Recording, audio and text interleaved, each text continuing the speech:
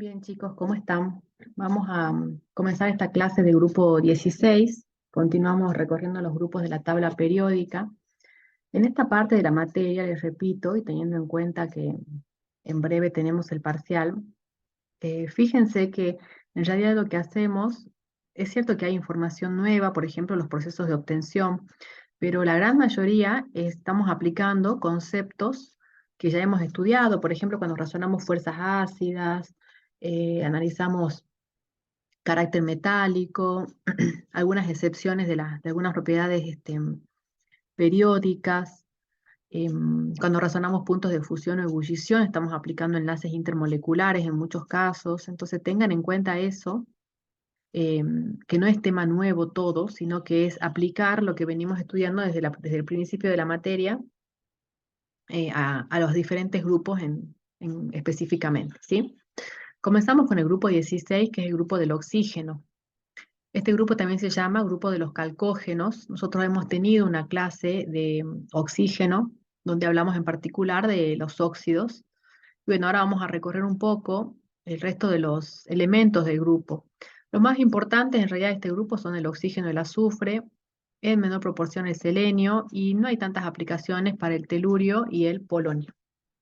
Entonces el grupo está formado, perdón, por el oxígeno, azufre, selenio, telurio y polonio. Tiene como configuración electrónica externa NS2-NP4. Sabemos que el oxígeno se presenta como un gas.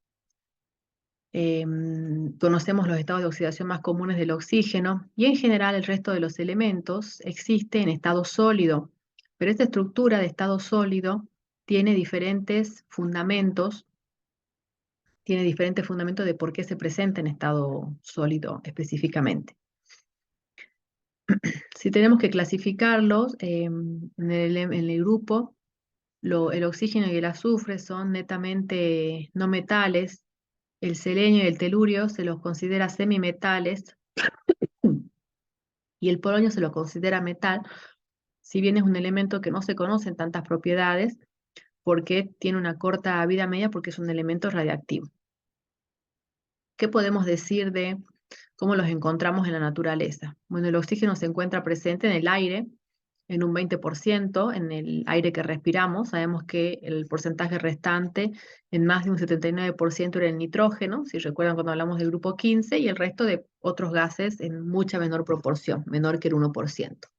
Pero bueno, ese es uno de los elementos más abundantes. En estado elemental se encuentra en un 20%, pero también lo podemos encontrar combinado, formando óxidos de diferentes metales.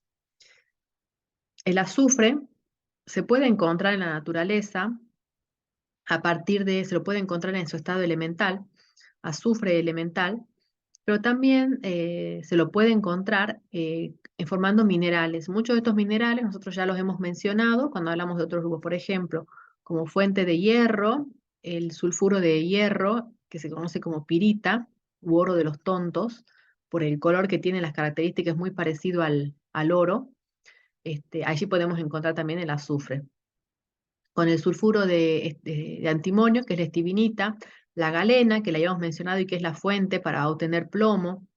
También lo podemos encontrar como algunos sulfatos, como el sulfato de bario o barita, su mineral, la epsomita, que es el de magnesio, o el sulfato de calcio dihidratado, que es el yeso. También se puede obtener, y vamos a ver las reacciones correspondientes a la obtención del azufre, que se encuentra como sulfuro de hidrógeno en los combustibles fósiles, en particular en el gas natural.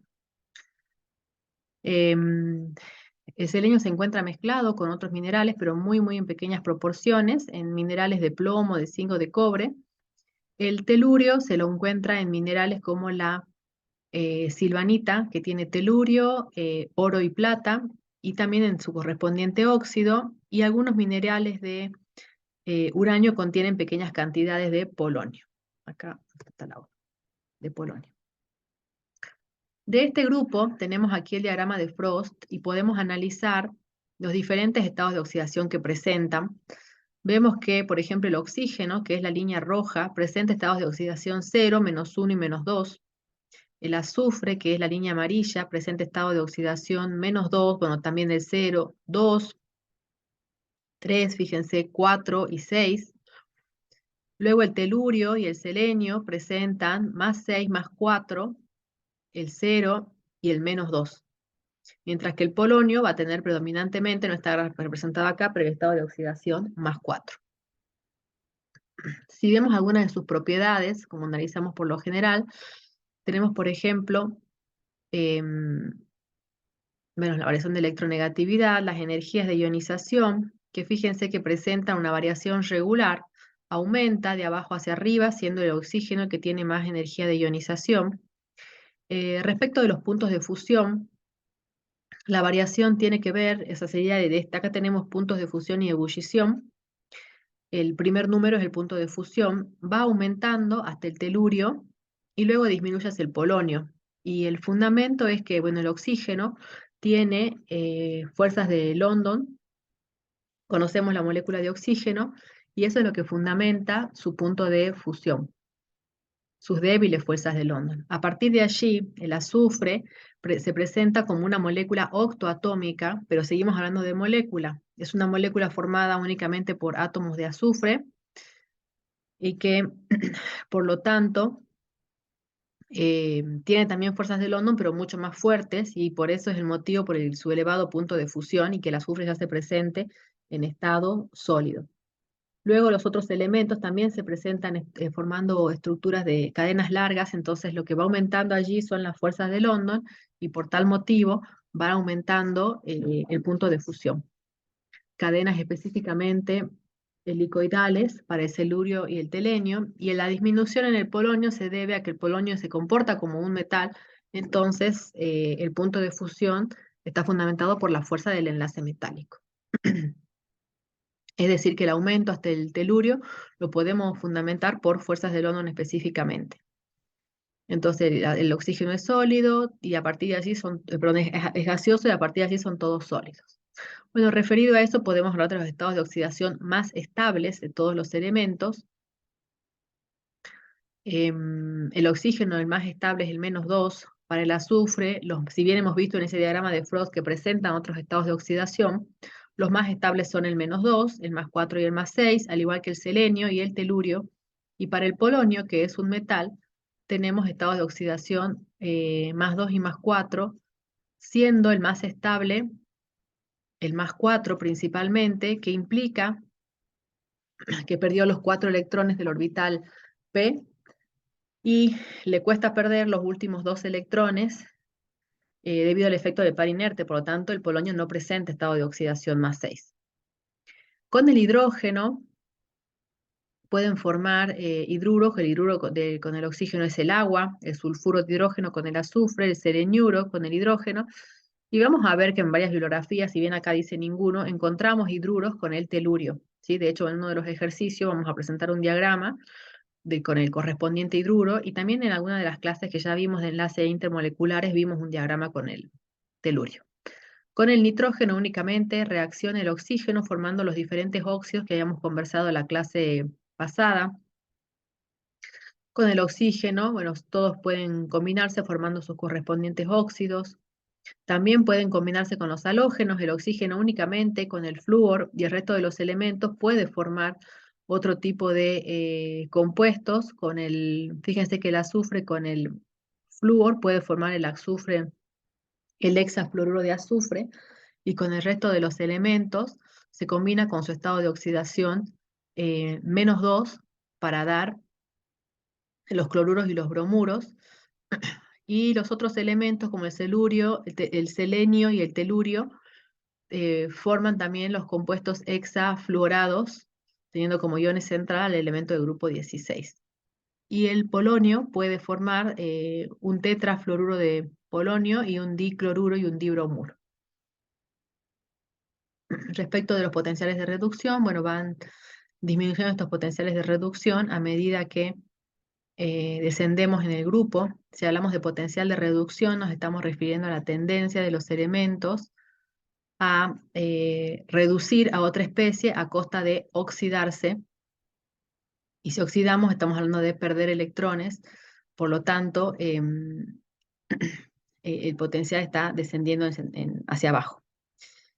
Y bueno, los óxidos, en función de que son no metales o semimetales, el del azufre y el del selenio son ácidos, el del telurio es anfótero y el del polonio, por ser un metal, es un óxido básico. Un poco entonces lo que dijimos se resume en este cuadro, que también responde a lo que nos pedía el ejercicio 1, que podemos leerlo y a partir de allí terminar de sacar las conclusiones. El ejercicio 1 dice, diga cómo varían las siguientes propiedades de los elementos del grupo 16. El punto de fusión, el carácter metálico, la estabilidad de los estados de oxidación -2, +4 y +6, la fuerza ácida de los oxoácidos en estado de oxidación 6 y justifique. Bien, tenemos aquí los elementos del grupo.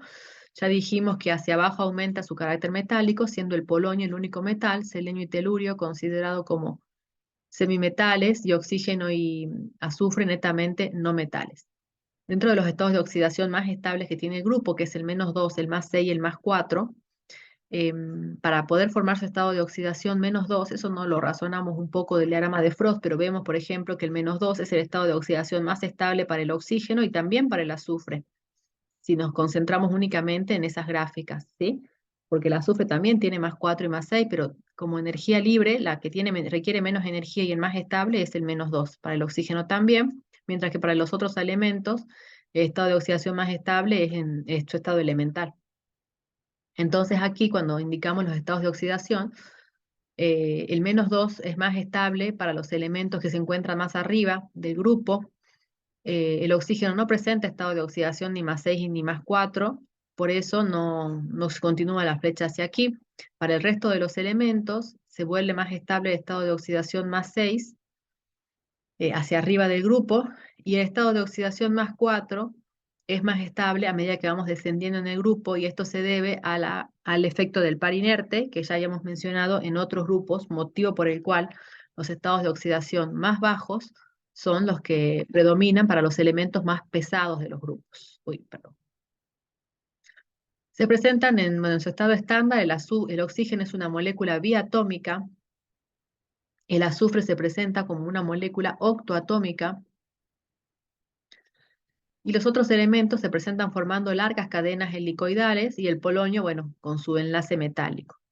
En virtud de las cadenas que se forman y de que el oxígeno y el azufre forman moléculas, predominan aquí las fuerzas de London en principio, y como el oxígeno es una molécula tan pequeña, sus fuerzas de London son débiles, la molécula es poco polarizable, y por tal motivo es la que tiene menor punto de fusión y es un gas a temperatura ambiente. El azufre octoatómico ya es una molécula más grande, más polarizable, y por eso se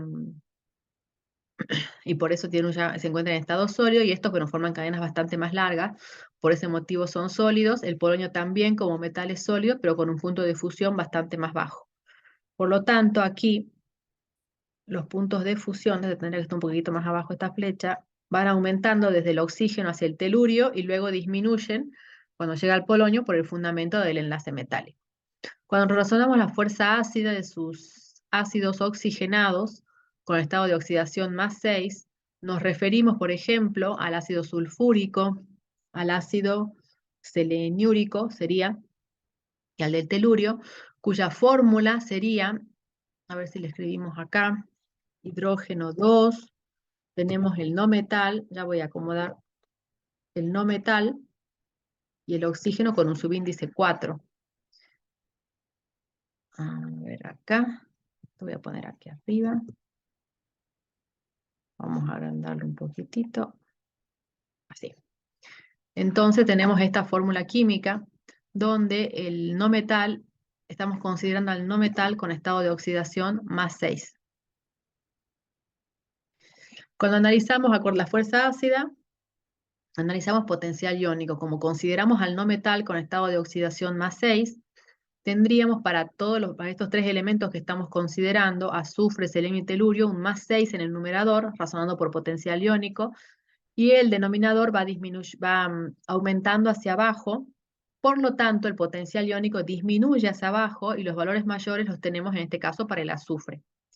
Si tenemos un potencial iónico positivo elevado en un ácido ternario, ¿qué decíamos? Que ese potencial iónico, ese campo eléctrico positivo, atrae mucho a los electrones del enlace, debilitando los electrones del enlace, en particular los electrones del oxígeno, que es el que está unido al no metal, debilitando el enlace entre el oxígeno y el hidrógeno, y por lo tanto haciendo que el hidrógeno se libere más fácilmente, por lo tanto mayor fuerza ácida. Por eso en los ácidos ternarios, esto ya lo analizamos en propiedades periódicas, decíamos, a mayor potencial iónico, mayor fuerza ácida del ácido ternario. Y este mismo fundamento lo tienen que haber utilizado para poder fundamentar la fuerza ácida en el laboratorio que hicieron esta semana que pasó. El ejercicio 2 de la guía tenemos diferentes afirmaciones para fundamentar. La primera de ellas dice que la conductividad de los elementos del grupo 16 aumenta conforme a lo que se desciende en el grupo. Y acá eso tiene que ver básicamente con cómo se va modificando el carácter metálico, ¿sí? Tenemos en esta tabla valores de resistencia y vemos que la resistencia primero es del orden de 10 a la 16, después del orden de 10 a la 6 para el telurio y para el polonio es de 43, o sea, es una resistencia bastante baja y ese motivo es por el cual el polonio es considerado un metal, por su baja resistencia a la corriente, a la conducir la corriente eléctrica. Entonces, también cuál es el fundamento, a medida que vamos nosotros descendiendo en el grupo, aumenta la tendencia, aumenta el carácter metálico, es decir, aumenta la tendencia a, disminuye, perdón, la tendencia a retener electrones y aumenta la tendencia a perderlos. Por lo tanto, estos electrones libres, porque tenemos tendencia a perder electrones, es lo que fundamenta que la conductividad eléctrica aumente hacia abajo en el grupo. Nosotros incluso lo podemos razonar por potencial atómico efectivo. ¿Por qué? Porque los elementos que se encuentran arriba son más pequeños y tienen más atraído a sus electrones, por lo tanto los electrones están menos libres y conducen menos. Mientras que a medida que vamos descendiendo, los elementos son más grandes, los electrones están menos atraídos, hay más tendencia a perderlos, mayor carácter metálico, por eso varía de esa manera, y por lo tanto los electrones al estar libres tienen mayor facilidad para conducir la corriente eléctrica. Por lo tanto, aumenta hacia abajo la conductividad eléctrica. Bien, el punto 2 dice en los estados de oxidación positivo, los elementos del grupo 16 solo forman sustancias covalentes. Y sí, porque los elementos tienen 6 electrones y tienen tendencia a ganar 2 electrones o a compartir electrones mediante 2 enlaces o un enlace doble o 2 enlaces simples a fin de poder completar el octeto. O sea, es más fácil para el elemento compartir electrones mediante un enlace covalente para poder completar el octeto y hacerse más estables a unirse perdiendo electrones y mediante un enlace iónico. Son por eso en general estos elementos se encuentran formando principalmente compuestos covalentes.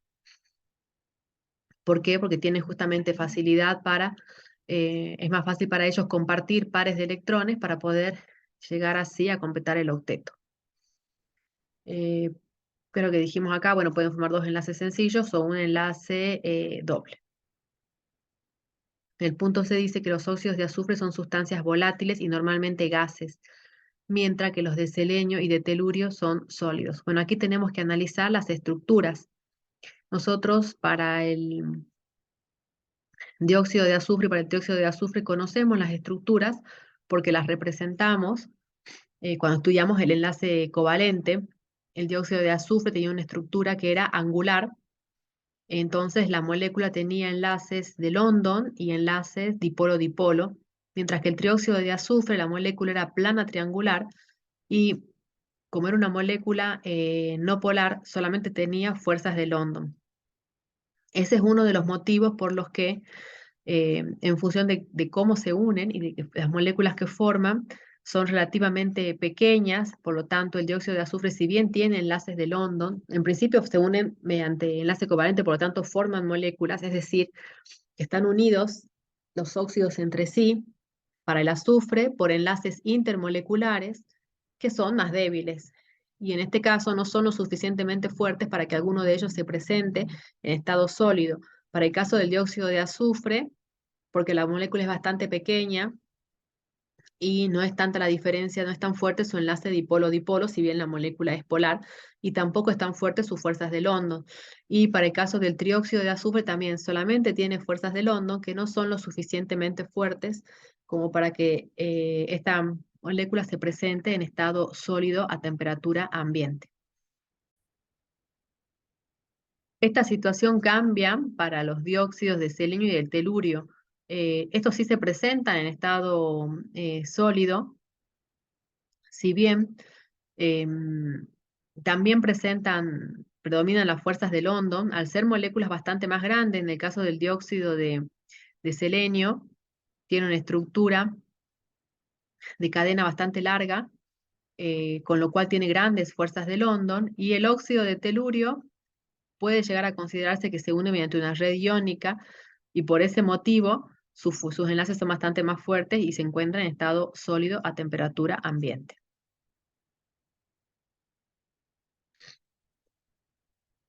El punto D dice, las combinaciones de azufre 4 son normalmente reductoras, mientras que las de selenio 6 y telurio 6 son poco estables y agentes oxidantes poderosos.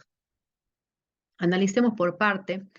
Eso lo vamos a poder razonar por los diagramas de Frost, tanto en medio ácido como en medio básico.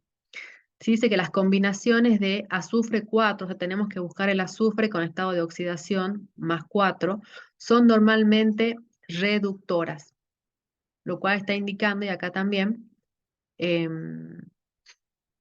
indicando que si son reductoras, se están oxidando, tienen tendencia a oxidarse fácilmente. Esa tendencia a oxidarse sería que pasen al estado de oxidación más 6, ¿sí? Em, para ello tendríamos que razonar estos diagramas de Frost teniendo en cuenta que van en sentido creciente. Entonces, en estos diagramas de Frost, primero nos concentremos acá, por ejemplo, en el medio básico. Em, si el azufre pasa de más 4 a más 6, se está oxidando. Su estado final es el más 6. Su estado inicial es el más 4. Cuando yo hago el delta de G de esta reacción química me va a dar negativo porque la energía libre del estado más 6 es más pequeña que la del estado de oxidación más 4.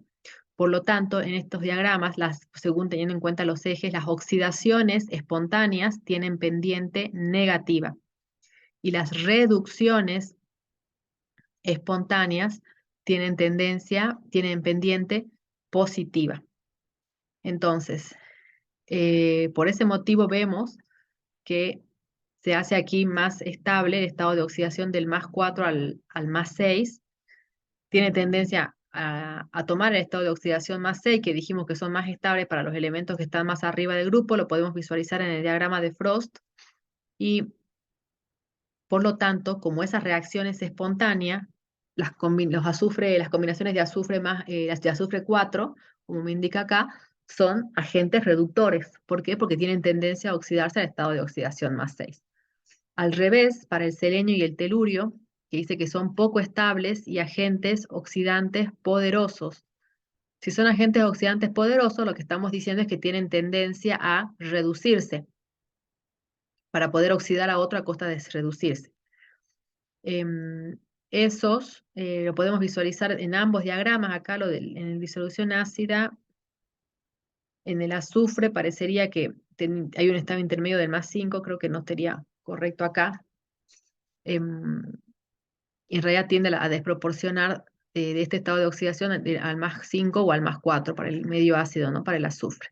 Para el caso del telurio y del selenio, si las oxidaciones espontáneas tienen pendiente negativa, las reducciones espontáneas tienen negativa, las reducciones espontáneas tienen pendiente positiva. Entonces, acá cuando decimos que el selenio y el telurio en estado de oxidación más 6 son poco estables y agentes oxidantes poderosos, lo que estamos diciendo es que tienen tendencia a reducirse y que esas reducciones son efectivamente espontáneas.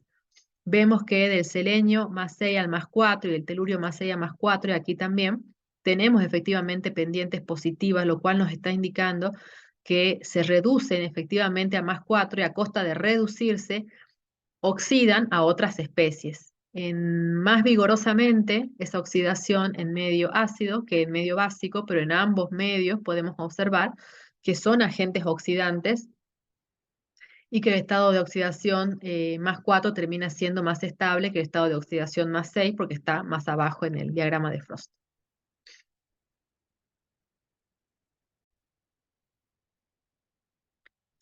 Bien, si comenzamos a hablar de los elementos del grupo, por ejemplo, el azufre dijimos que se presenta en la naturaleza como una molécula octoatómica. En realidad, dependiendo del rango de temperatura, nosotros lo podemos encontrar presente en diferentes variedades polimórficas y alotrópicas. ¿Qué era un alótropo? Que habíamos mencionado también a los alótropos, con el caso del oxígeno y el ozono. En el caso de los alótropos tenemos el mismo elemento que contiene unidades moleculares diferentes, o sea, la molécula de oxígeno tiene 2 átomos de oxígeno y la del ozono tiene 3 átomos de oxígeno. Mientras que el polimorfo son las mismas formas del elemento, o sea, con las mismas unidades, o sea, la misma cantidad de átomos de azufre, pero que cristalizan de manera diferente. Eso es un polimorfo, en formas diferentes, ¿sí? El azufre que se encuentra, que por lo general estar mayoritariamente presente, es el azufre rómbico, que es la molécula octoatómica. Por encima de la temperatura de 95 grados centígrados, eso lo podemos ver acá en este esquema, el azufre pasa a la forma monoclínica. Inicialmente es un sólido amarillo translúcido y esta forma monoclínica es un sólido amarillo opaco. Podemos continuar subiendo la temperatura y cuando subimos la temperatura comenzamos a fundir el azufre, lo encontramos como una molécula autoatómica pero en estado líquido, con un color variable.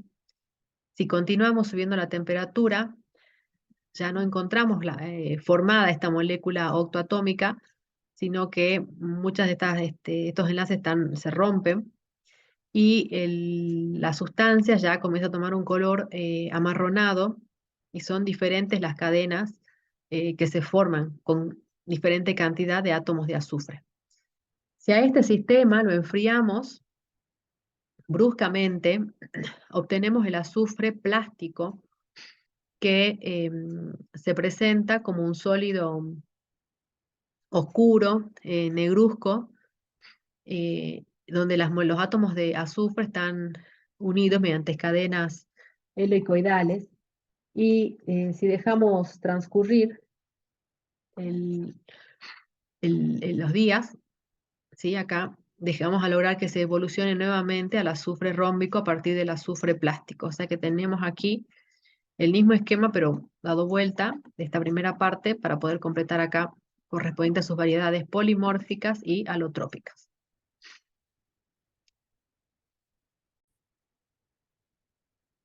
Si tenemos que mencionar y hablar de extracción industrial del azufre, existen dos métodos básicamente: el proceso FRASH, que consiste en la extracción del azufre como se lo encuentra en forma elemental en la naturaleza, a partir de los depósitos de azufre elemental que existen en algunos lugares del mundo, como por ejemplo Estados Unidos. Y también otro proceso, ya hemos dicho, que se lo puede obtener a partir de combustibles fósiles o mezclado con el gas natural, que es el proceso Claus. El primer proceso, que es el proceso FRASH, recibe ese nombre porque ese fue el apellido de la persona que lo ideó. Se caracteriza consiste en introducir tubos. Acá tenemos los depósitos de azufre. Los depósitos de azufre por lo general se encuentran a profundidades de hasta de 750 metros, desde 150 metros hasta 750 metros. Bajo tierra, se pueden encontrar estos depósitos de azufre que tienen espesores aproximadamente de unos 30 metros. Entonces lo que se hace es introducir desde la superficie de la tierra un tubo de 20 centímetros de diámetro que se busca hundirlo casi hasta el fondo del depósito. Dentro de ese tubo se inserta otro tubo, que es el que está acá, pintado como amarillo, de 10 centímetros. Y es un poco, este tubo se lo inserta un poco más corto que el tubo anterior. Y finalmente se inserta un tubo de 2,5 centímetros dentro del tubo de 10 centímetros. Pero este tubo es bastante más corto, el tubo de 2,5 centímetros. Lo que se hace entonces es bombear agua sobrecalentada.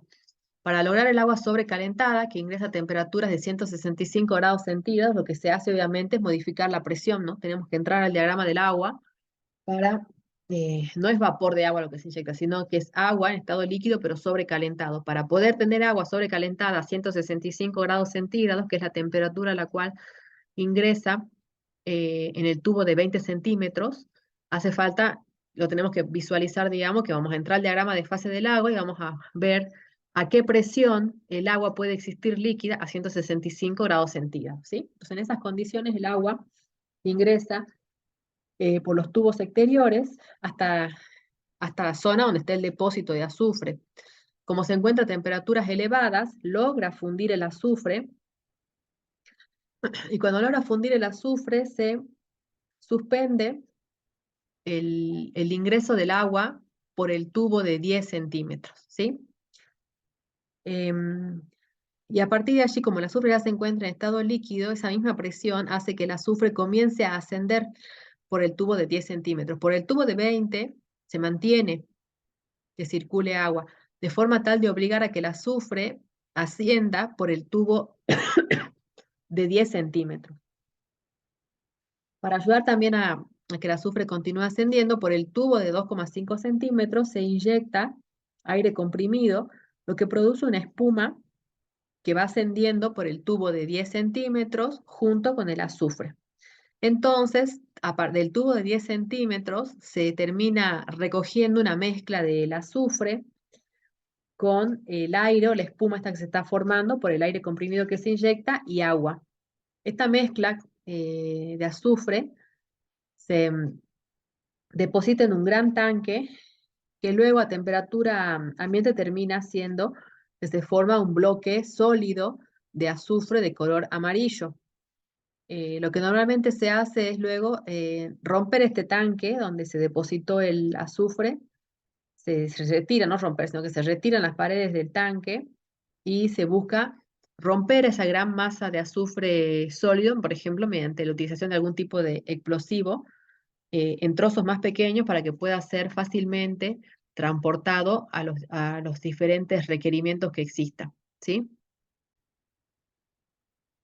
Y eso sería respecto del proceso Frash. Para poder obtenerlo a partir de combustibles fósiles, se utiliza el proceso Claus, en el cual lo que se busca es extraer el sulfuro de hidrógeno presente en el gas natural. A partir del sulfuro de hidrógeno es que se obtiene el azufre.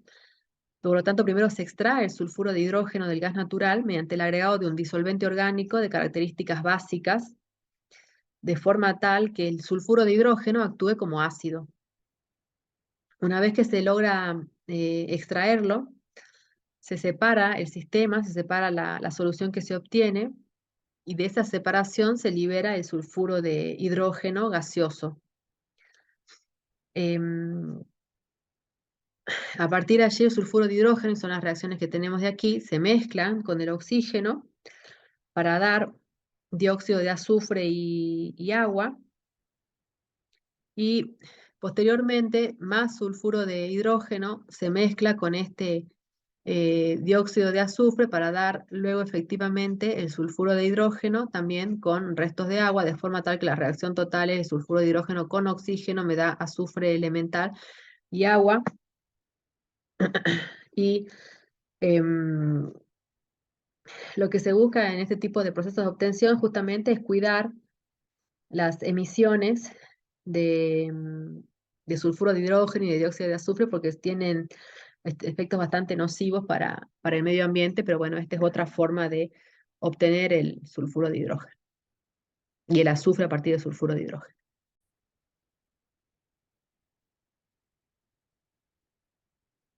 Bueno, otro compuesto importante del azufre es el ácido sulfúrico. Ustedes lo vienen conociendo bastante del laboratorio.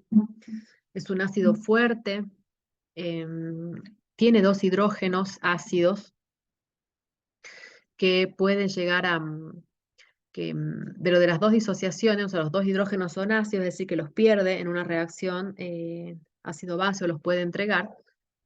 Sin embargo, cuando pierde el primer hidrógeno, que es la primera reacción que tenemos aquí, el ácido sulfúrico con el agua, el agua le entrega un hidrógeno, el ácido sulfúrico le entrega un hidrógeno al agua, forma el hidronio, el ácido sulfúrico se queda como el ion hidrógeno sulfato. Esta reacción está muy desplazada hacia el lado de los productos, por eso se considera que la primera disociación del ácido sulfúrico es una disociación fuerte, o se lo considera que es fuerte en su primera disociación. Posteriormente, el ion hidrógeno sulfato puede perder nuevamente un hidrógeno entregándoselo al agua para dejar el anión sulfato, pero la primera reacción, la pérdida del primer hidrógeno, es bastante más fuerte que la segunda. Por lo tanto, se lo considera, o principalmente encontramos el ion hidrógeno sulfato presente en una solución de ácido sulfúrico. Y se dice que es un ácido fuerte en su primera disociación. Se comporta como un agente deshidratante, tiene una reacción que es sumamente exotérmica, es muy ávido por el agua y esa reacción es sumamente exotérmica, por lo tanto, en contacto con iones, con grupos oxidrilo, como es, por ejemplo, la celulosa, que es la experiencia que ustedes han hecho en el laboratorio, o en este caso en la reacción con el azúcar, em, termina descomponiéndola, en este caso la reacción con el azúcar, para dar carbono y agua. Por eso se dice que el ácido sulfúrico carboniza la materia orgánica, porque es muy ávido de agua y esa reacción libera mucha energía. De hecho, esta es la reacción que ustedes tendrían que poner en el laboratorio. No, en realidad que tendrían que poner la molécula de celulosa, pero los productos son justamente carbono, agua, bueno, y ácido sulfúrico acuoso. También es un ácido oxidante.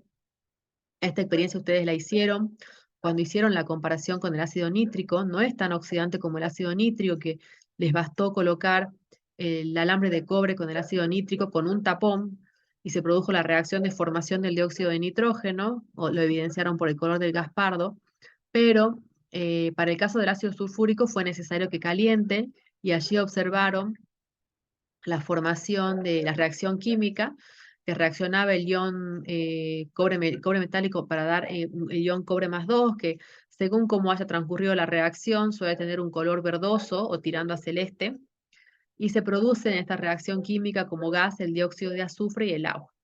Y en este caso ustedes hayan hecho la comparación también con el fosforio, que lo habíamos estudiado en la clase pasada, y han visto que no es un ácido tan fuerte y no es oxidante para nada, por eso aunque calentaran no pasaba nada.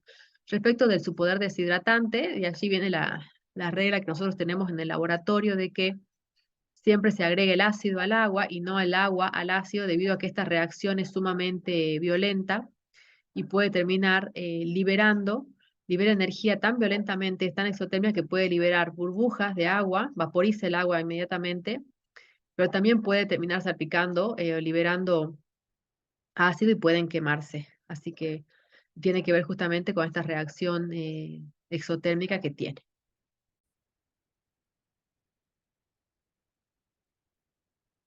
Hablando de ácido sulfúrico, uno de los procesos más importantes, o la sustancia que más se obtiene a nivel industrial o que más se fabrica, es justamente el ácido sulfúrico, porque es un insumo para un montón de procesos diferentes.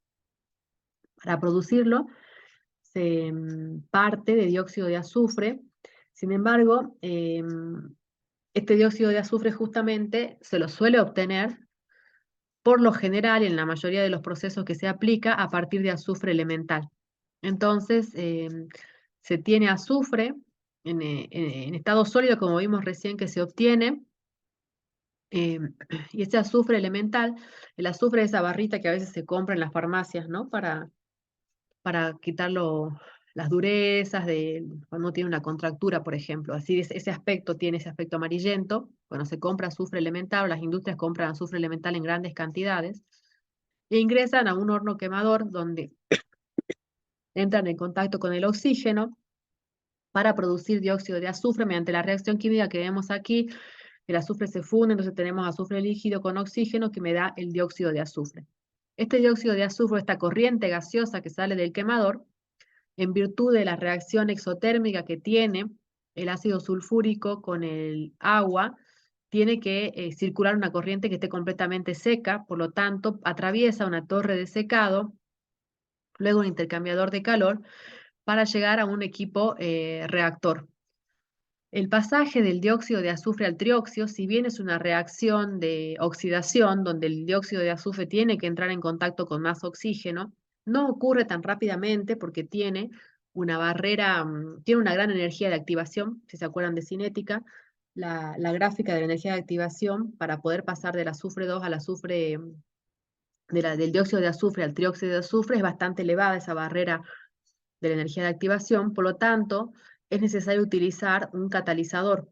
Entonces, la reacción de pasaje del dióxido de azufre al trióxido de azufre se realiza, para vencer esta barrera cinética, se realiza en presencia, en un gran reactor, en presencia de un catalizador que es el pentóxido de vanadio, y a elevadas temperaturas para lograr que la velocidad de las moléculas sea la suficiente para que se produzcan los choques que tienen que producirse y finalmente se forme el trióxido de azufre.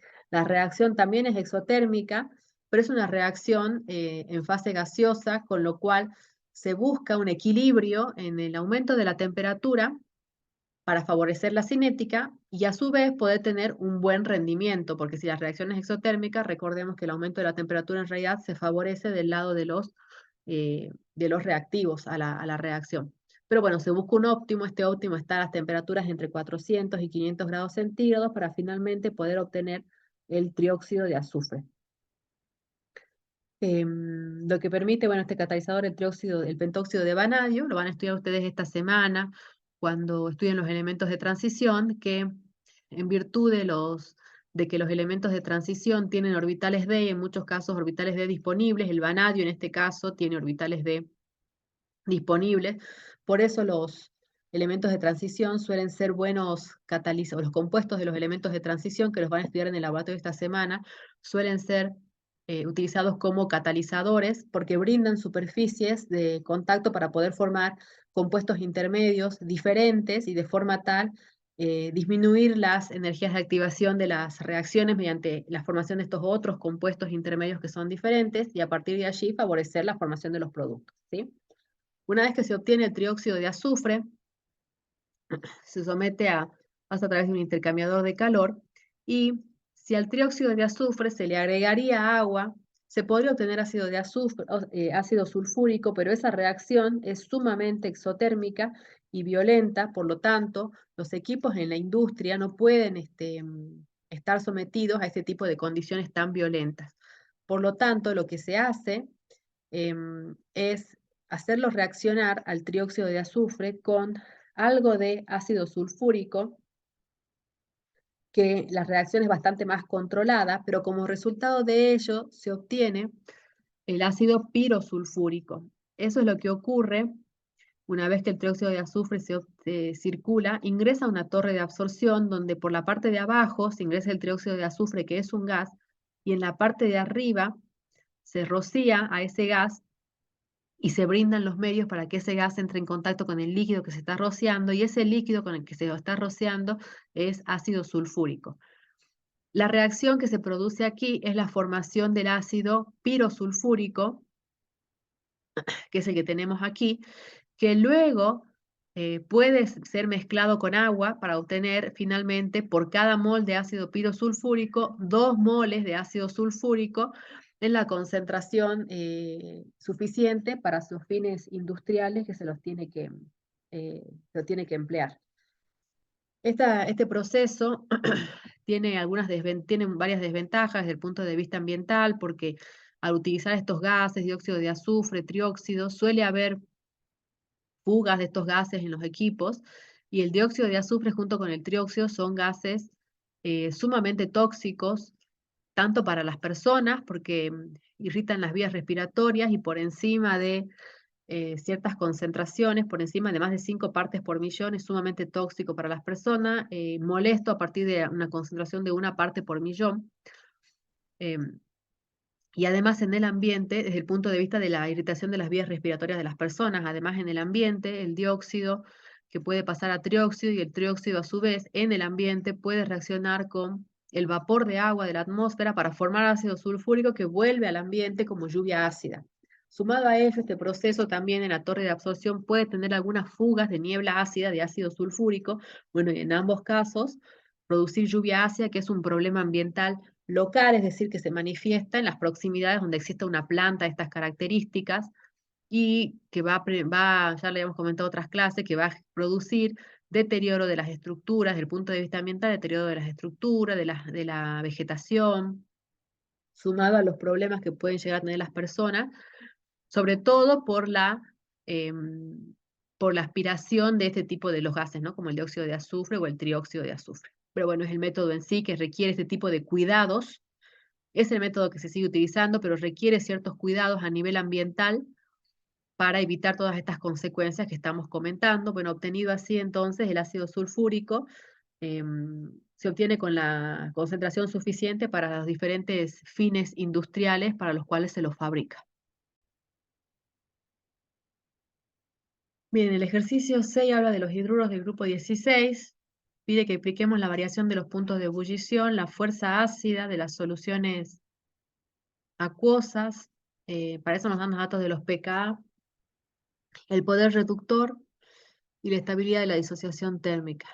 La variación de los puntos de ebullición, nosotros ya la habíamos razonado cuando estudiamos enlaces intermoleculares, porque teníamos una gráfica con los hidruros de los diferentes grupos de la tabla periódica. Acá tenemos únicamente el grupo 16 y tenemos representada cómo varían los puntos de ebullición, que sería la línea roja. Vemos que para el hidruro del oxígeno, que es el agua, es la que tiene mayor puntos de ebullición, y luego para el sulfuro disminuye para el sulfuro de hidrógeno, que para el resto de los elementos es el de menor punto de ebullición y va ascendiendo a medida que, descendemos en el grupo. Si recordamos todas estas moléculas, como tienen 6 electrones de valencia, van a tener una estructura de Lewis similar a la del agua, que era una estructura angular. Entonces, todas van a tener fuerzas de London, todas van a tener, por ser una molécula angular, enlace dipolo-dipolo, y a diferencia del agua, solamente, a diferencia de, bueno, la única que va a tener enlace puente hidrógeno es el agua, porque tiene el hidrógeno unido al oxígeno. Las demás no presentan enlace de puente hidrógeno. Y les repito, ya lo habíamos razonado a esto cuando estudiamos enlaces intermoleculares. Entonces, podemos fundamentar el mayor punto de ebullición del agua por la presencia del enlace puente hidrógeno. A partir de allí, va aumentando a medida que descendemos en el grupo, es decir, que va aumentando con la masa. ¿Eso qué nos está indicando? Que si bien el sulfuro de hidrógeno, el de selenio, el hidruro del selenio, el del telurio y el del polonio, presentan London y dipolo-dipolo, si recuerdan, cuando calculábamos el dipolo-dipolo, a medida que vamos descendiendo en el grupo, como todos estamos haciendo la diferencia con el hidrógeno, la electronegatividad disminuye en el grupo hacia abajo, por lo tanto, la fuerza del enlace dipolo-dipolo disminuye también hacia abajo en este grupo. Por lo tanto, quien nos está dando la tendencia del aumento de los puntos de ebullición desde el sulfuro de hidrógeno hasta el hidruro de polonio es el enlace de London, porque a medida que vayamos descendiendo en el grupo, las moléculas se van a hacer más grandes, hay mayor cantidad de electrones, esos electrones van a estar menos atraídos al núcleo porque las moléculas van a ser más grandes, es decir, las moléculas van a ser más polarizables, van a tener mayor facilidad para formar dipolos transitorios y por lo tanto van a tener mayores fuerzas de London. Ese es el fundamento respecto de los puntos de ebullición. Luego nos pide que razonemos la fuerza ácida de las disoluciones acuosas. Para eso tendríamos que compartir la pantalla, a ver si puedo.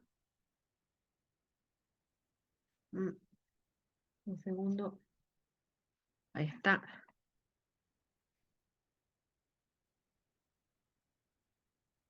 Y entonces podemos escribir y comparar lo que tenemos que razonar, que es el sulfuro de hidrógeno, el hidruro del selenio y el del telurio, dice que tenemos en realidad que nos dan como dato los pKa. Vamos a anotarlos. Estoy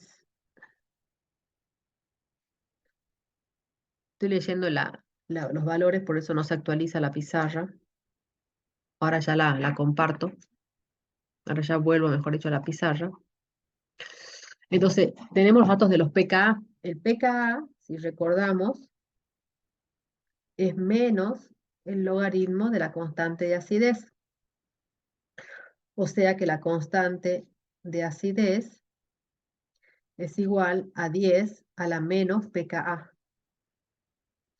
O sea que la constante de acidez es 10 a la menos 7, es 10 a la menos 4 y es 10 a la menos 3. Esto nos está indicando cómo varía la fuerza ácida.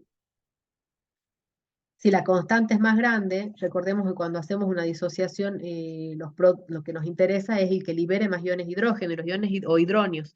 Y los hidronios se encuentran en los productos. Por lo tanto, a mayor constante de acidez, más fuerte es el ácido. Por eso los ácidos fuertes tenían constantes muy grandes, si recuerdan esos conceptos de equilibrio iónico, de química 1.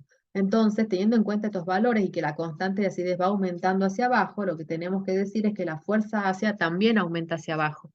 Y aquí, entonces, podemos utilizar además el concepto del potencial iónico de ácidos binarios, porque estos serían ácidos binarios. Entonces, el potencial iónico en este caso sería un potencial iónico negativo, porque estamos considerando al no metal con estado de oxidación -2, o sea que es un potencial iónico para el estado de oxidación -2. ¿Y cómo varía este potencial iónico? A medida que vamos descendiendo en el grupo, el potencial iónico se va haciendo más pequeño, porque sería igual al producto de -2 sobre el radio del no metal con estado de oxidación -2. Por lo tanto, acá va más, acá va menos, el potencial iónico va a ser mayor hacia arriba. Si es mayor hacia arriba, quiere decir que el no metal atrae con más fuerza los iones hidrógenos y por lo tanto los libera menos. Y por ese motivo son menos ácidos los que se encuentran, los hidruros que se encuentran en la parte de arriba respecto de los que se encuentran abajo, y los más ácidos son los que se encuentran abajo en el grupo. Bien. Luego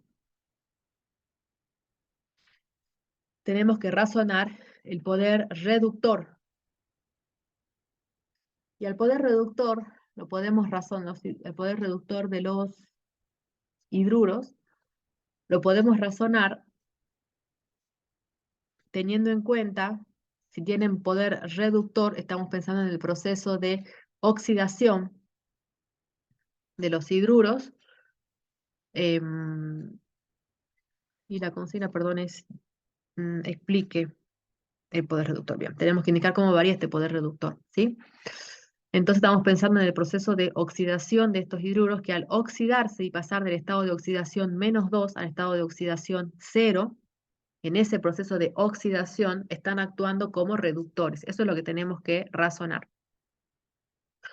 Entonces, si miramos aquí, por ejemplo, el diagrama veamos en solución ácida, el azufre cuando pasa de -2 a 0, su estado final tiene más energía libre que su estado inicial. Por lo tanto, el delta de energía libre aquí va a ser positivo, con lo cual la reacción del azufre de pasar de -2 a 0 no es espontánea. Justamente el azufre tiene su estado de oxidación más estable en el -2. O sea que las oxidaciones espontáneas, habíamos dicho en este diagrama, que eran las que tenían pendientes negativas. Entonces, quien tiene menor poder reductor va a ser el azufre, porque vemos que su oxidación efectivamente no es espontánea, mientras que las oxidaciones del telurio y del selenio, que son la línea de trazos y la línea gris acá, sí tienen pendiente negativa para pasar del estado de oxidación -2 a 0, por lo tanto, son oxidaciones que son espontáneas, por lo tanto se están comportando como agentes reductores. Y si nos fijamos de las dos, la que tiene más pendiente es la del telurio y un poquito menos dependiente la del selenio, con lo cual podemos decir que su poder reductor aumenta a medida que descendemos en el grupo. O sea que aquí podríamos, en esta tabla, agregar, en esta tabla, no, esto que estábamos razonando, lo correspondiente a poder reductor, ¿sí? Y sabemos que la del azufre directamente, la reducción de la oxidación del azufre no es espontánea, por lo tanto el sulfuro no es un agente reductor, pero a medida que vamos descendiendo en el grupo, esa condición ya cambia y para el selenio y el telurio las oxidaciones sí son espontáneas, por lo tanto sí son buenos agentes reductores. Luego el punto pedía la estabilidad respecto a la disociación térmica, es decir, a cómo si son estables o no frente a la acción del calor, si esos hidruros se mantienen estables o se rompen los enlaces entre a los azufres y los hidrógenos. Y bueno, cuando razonamos esto, tenemos que tener en cuenta la fuerza justamente de los enlaces. Mientras más pequeños son los átomos que se unen en los enlaces, y por ahí conviene allí recordar las estructuras de Lewis. A ver, vamos a compartir la pizarra.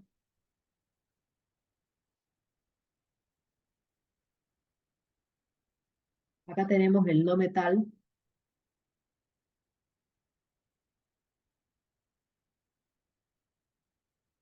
¿sí? Y esta sería la estructura de Lewis de cualquiera de estos sulfuros, como la del agua, ya hemos dicho, ¿sí? Entonces, mientras más pequeño es el no metal, la longitud del enlace va a ser menor, porque los radios de los átomos son más pequeños. Por lo tanto, como las longitudes de enlace son menores, ¿qué decimos de las energías de enlace? Las energías de enlace son mayores. A mayor longitud de enlace, menor energía de enlace y viceversa. Entonces, a medida que nosotros descendemos en el grupo, la longitud del enlace del hidrógeno con el no metal, en este caso azufre, selenio, telurio, aumenta. Por lo tanto, el enlace se hace más débil. Por lo tanto, es más fácil romperlo mediante la acción del calor. Es decir, que la estabilidad térmica de estos hidruros, lo agreguemos acá, va a ser menor, estabilidad térmica, va a ser menor para los elementos que se encuentran abajo en el grupo, porque sus longitudes de enlace son mayores, porque los átomos, los no metales son más grandes, y por lo tanto son menores sus energías de enlace, mientras que arriba en el grupo, en el caso del azufre, el hidruro, la longitud de enlace es más pequeña, por lo tanto el enlace es más fuerte y es más difícil romper el enlace azufre-hidrógeno térmicamente. Entonces esa sería la variación respecto de la estabilidad térmica, que es lo que nos pedía aquí este punto. Sí.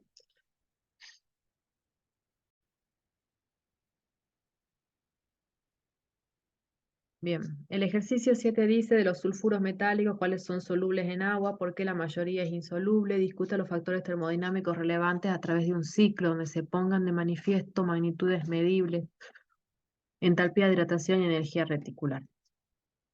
Un ciclo así ya hicimos en grupo 2.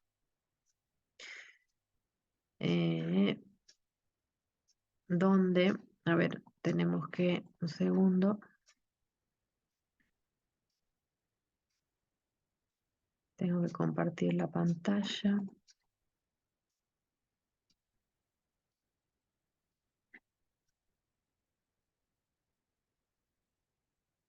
Y ahí tendrían que estar viendo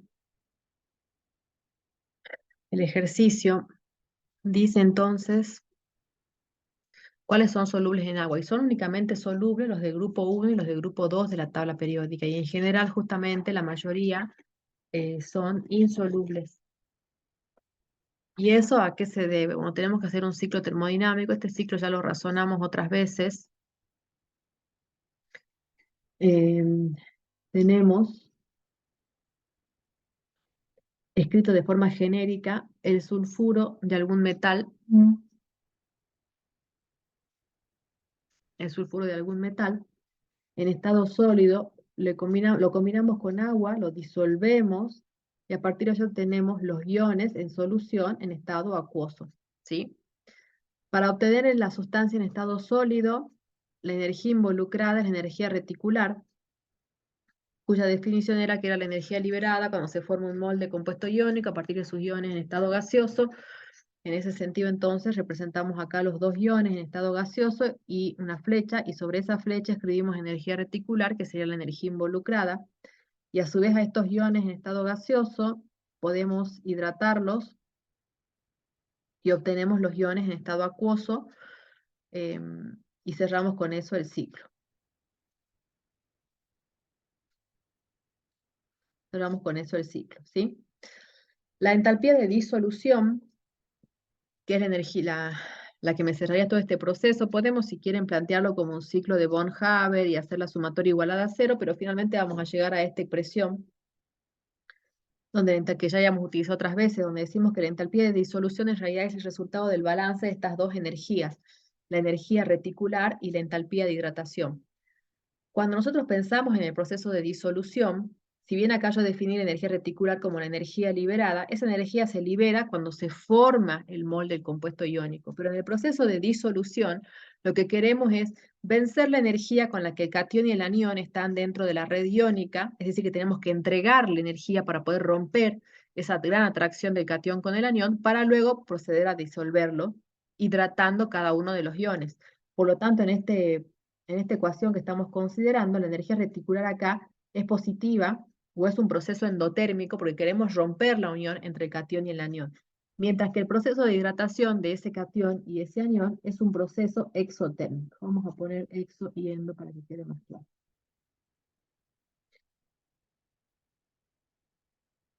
Y a su vez la entalpía de hidratación va a ser igual a la entalpía de hidratación del metal más la del anión sulfuro, en este caso.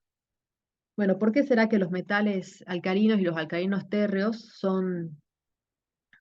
tienen entalpías de disolución, son solubles? En ese caso estamos diciendo que la energía reticular es baja o que la entalpía de hidratación libera mucha energía, de forma tal que el proceso total de disolución termina siendo exotérmico por cualquiera de los dos motivos, ¿sí?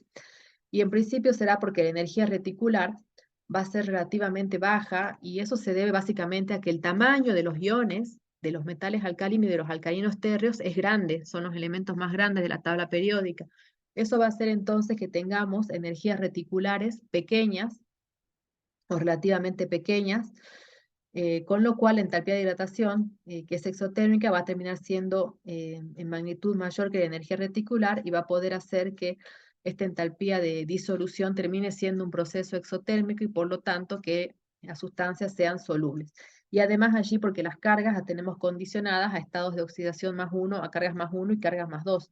Mientras que si nos vamos al resto de los metales con los cuales no se forman compuestos que sean solubles, tenemos diferentes, ya entramos a los metales de transición, tenemos cargas más elevadas y además tamaños bastante más pequeños, con los cuales los valores de energía reticular se terminan haciendo más grandes, y por ese motivo este balance energético que hacemos para poder concluir respecto de la entalpía de disolución termina dando positivo, y por lo tanto las sustancias son poco solubles e insolubles. Entonces lo que decíamos era que cuando la entalpía de hidratación, y la consideramos en valor absoluto porque un proceso es endo y otro es exotérmico, es mayor que la energía reticular, esto implica que la entalpía de disolución termina siendo un proceso exotérmico y por lo tanto la sal es soluble o el compuesto iónico es soluble, y al revés,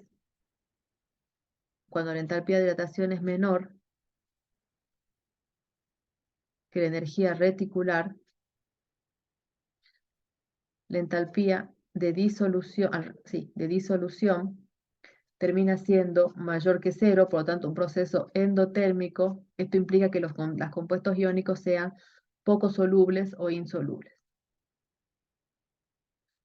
Fíjense que son conceptos que ya hemos razonado desde el laboratorio de grupo 1 incluso, ¿sí? Bien. Por último, tenemos el siguiente ejercicio. Ya construimos el ciclo. El ejercicio 8 que dice, dado el diagrama de Frost para el azufre, señale si las siguientes premisas son verdaderas o falsas. Entonces tenemos que la relativamente baja energía libre del ion sulfato en medio ácido, indica que este ion solo es débilmente oxidante en este medio. Si es oxidante, tenemos que razonar su proceso de reducción, es decir, cuando pasa a su estado de oxidación +4, en este diagrama de Frost, de +6 a +4, el estado +4 tiene menos energía que el +6, por lo tanto las pendientes positivas me muestran reducciones espontáneas. Entonces acá dice que la relativamente baja energía libre del ion sulfato en medio ácido indica que este ion solo es débilmente oxidante en este medio, y sí, es débilmente oxidante, y ese débilmente lo atribuyo en realidad a la pendiente, ¿sí?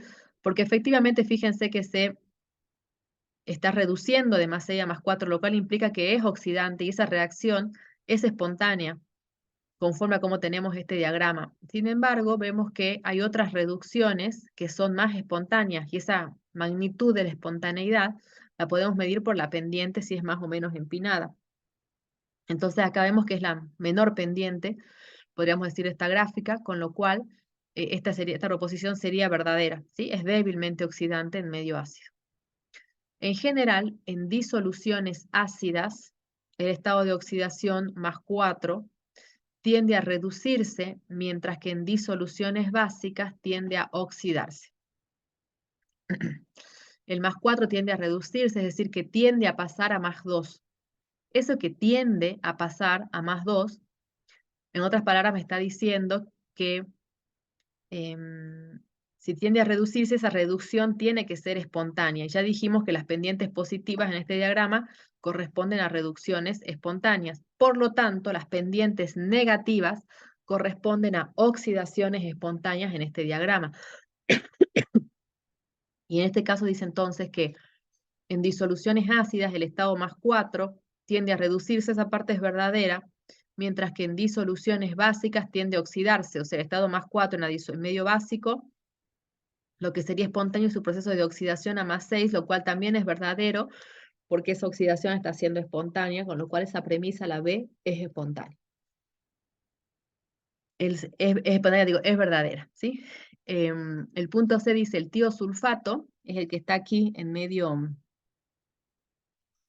no, es inestable en disoluciones ácidas, perdón, respecto a su el tiosulfato, sí, es inestable en disoluciones ácidas respecto de su comproporción en azufre y en sulfito sería. Sin embargo, en medio básico es estable. Acá tenemos el tiosulfato, que parecería que está levemente por encima de los que están a la par, o sea, lo más probable es que en medio ácido desproporcione. En cambio, en medio ácido, el azufre 0 y el sulfito con proporción al tiosulfato. Entonces acá dice medio básico, sin embargo, es estable, lo cual es correcto, ¿sí? Esta es verdadera también. El elemento azufre tiende a reducirse en medio básico, a reducirse sería pasar a -2, pero a oxidarse en medio ácido. Si se reduce, pasa a -2, el azufre -2 tiene más energía libre que el azufre 0. Si hago el delta de energía libre de esta reacción, ese delta me da positivo, con lo cual la reducción del azufre en medio básico a azufre -2 no es espontánea, por lo tanto no tiende a reducirse en medio básico.